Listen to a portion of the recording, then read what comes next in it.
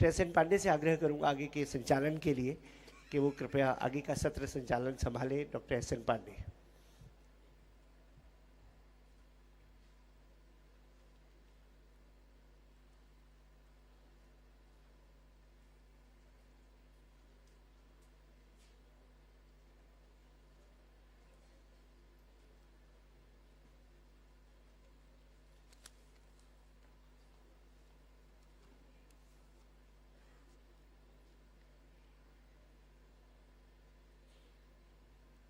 आज का ये सत्र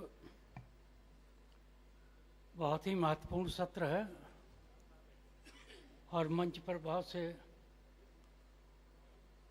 विद्वान लोग, महत्वपूर्ण लोग उपस्थित हैं। इसका थीम है, इस सत्र का नाम इन्होंने रखा है integration of yoga and nature cure with health care system of India. प्राकृतिक चिकित्सा को भारत की हेल्थ केयर सिस्टम में कैसे समावेश कराया जाए। तो इससे पहले कि सत्र शुरू हो, मैं थोड़ा सा प्राकृतिक चिकित्सा के बारे में बैकग्राउंड बता दूं और उसके बाद हमारे अध्यक्ष जी के अनुमति से ये सत्र हम लोग शुरू करेंगे उनके ओपनिंग रिमार्क्स के साथ। तो जैसा कि आप सभी लोग जानते हैं, प्राकृतिक चिकित्सा एक ऐसी चिकित्सा पद्धति है जिसमें कोई दवाइयों का प्रयोग नहीं होता है।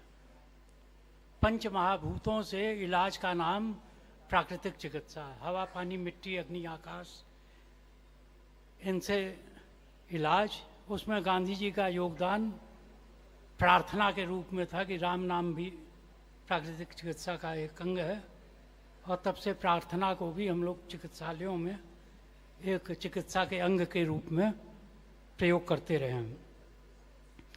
प्राकृतिक चिकित्सा के कुछ सेंट्रल बिलीफ्स हैं, कुछ मान्यताएं हैं, और वो ये है कि हम ये मानते हैं कि हमारा शरीर ये सेल्फ हीलिंग मशीन है। हमारा शरीर अपने को स्वस्थ करने की क्षमता रखता है, ये हमारी मूल मान्यता है।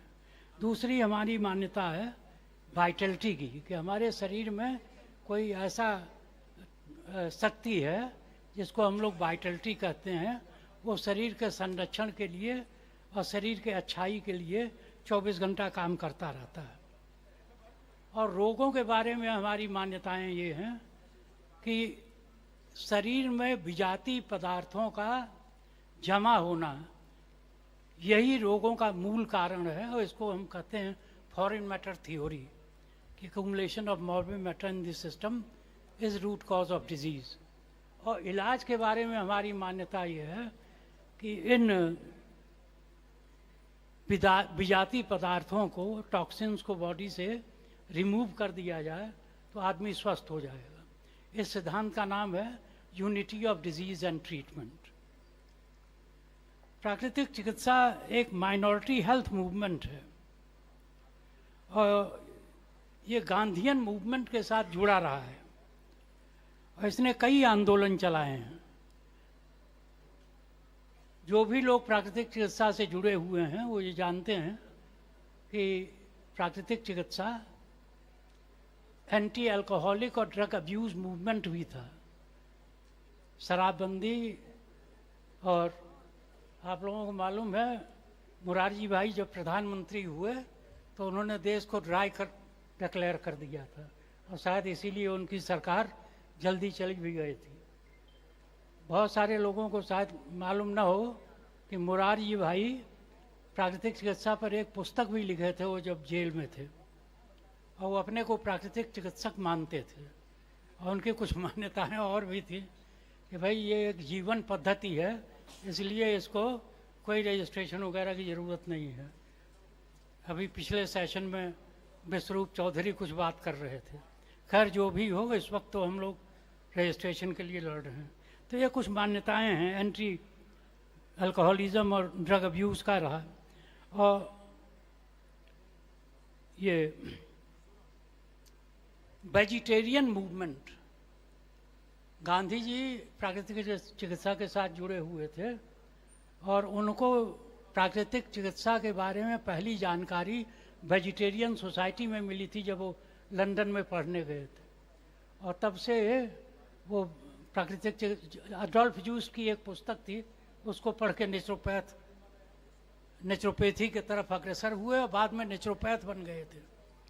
और उन्होंने एक अस्पताल बनाया, वहाँ के पहला नेचुरोपैथ भी गांधी जी खुद थे। उर्डी कांचन में एक निसर्गोपचार केंद्र है और उसके पहले चिकित्सक गांधी जी स्वयं हैं, और उन्होंने ही एस्टेब्लिश किया था।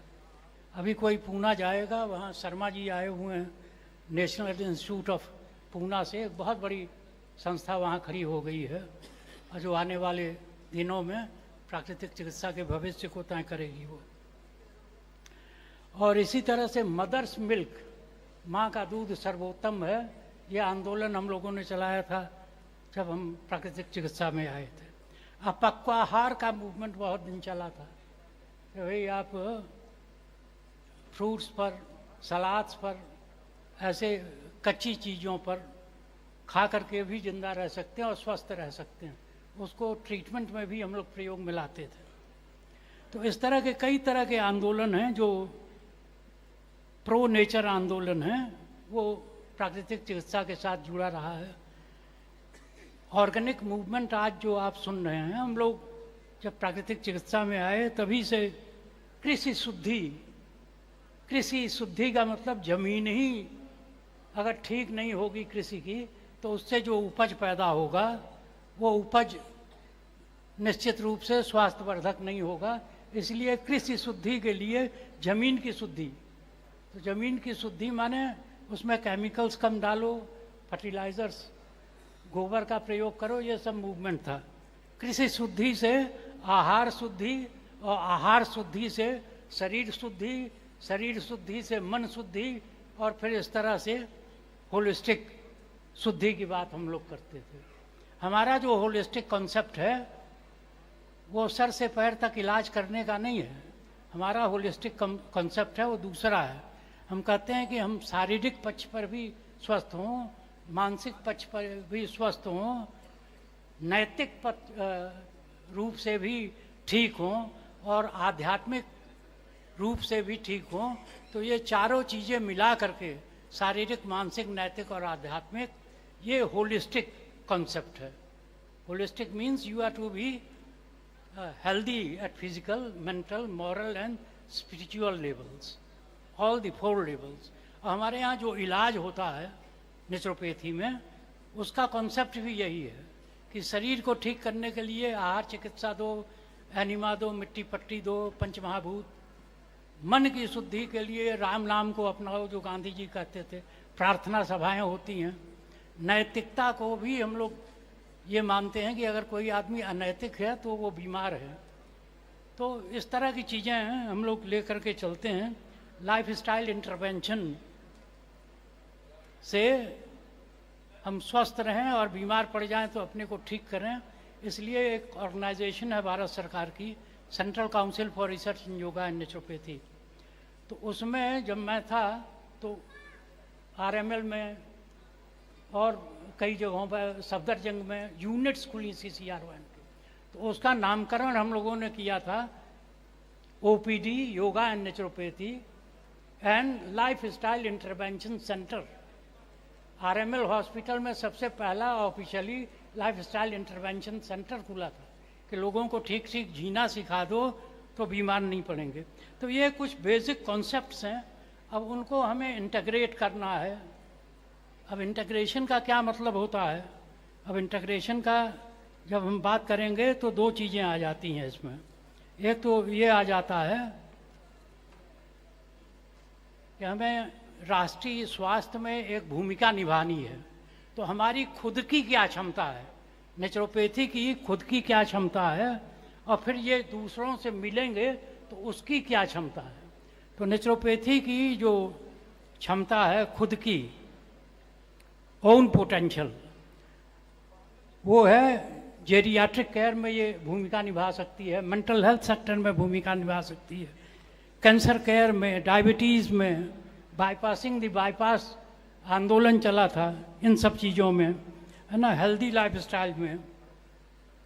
और बॉडी डिटॉक्स से ये जो प्रिवेंशन ऑफ अल्कोहलिज्म और ड्रग अब्यूज़ में, इन सब चीज़ों में हम एक भूमिका निभा सकते हैं। और हमें जब दूसरों के साथ सहयोग करना है, एलोपैथी के साथ, आयुर्वेद के साथ, होम्योपैथी के साथ, और योगा तो खैर हमारा पार्ट एंड पार्सल है, तो उसमें हमारी क्या कैसी भूमिका होगी, तो इन विषयों पर विचार करने के लिए आज ये पैनल है। तो इसको शुरू करना है। तो इसको शुरू करने से पहले मैं चाहूँगा कि आदरणीय डॉक्टर मनचंदा जी थोड़ा अपने ओपनिंग रिमार्क्स दें, तो उसके बाद हम लोग इस कार्यक्रम को आगे बढ़ाते हैं। आप लोगों को शायद मालूम हो, डॉक्टर मनचंदा साहब जब हेड ऑफ द डिपार्टमेंट थे ऑल इंडिया मेडिकल इंस्टीट्यूट में, तो इन्होंने CCR-1 के सहयोग से एक बहुत महत्वपूर्ण योजना चलाई थी और कार्डियक स्टडीज़ पर इन्होंने कि ये योग का इन चीज़ों का क्या प्रभाव पड़ सकता है। तो इनके चेले लोग जो है अब स्वतंत्र रूप से ये चला रहे हैं, कई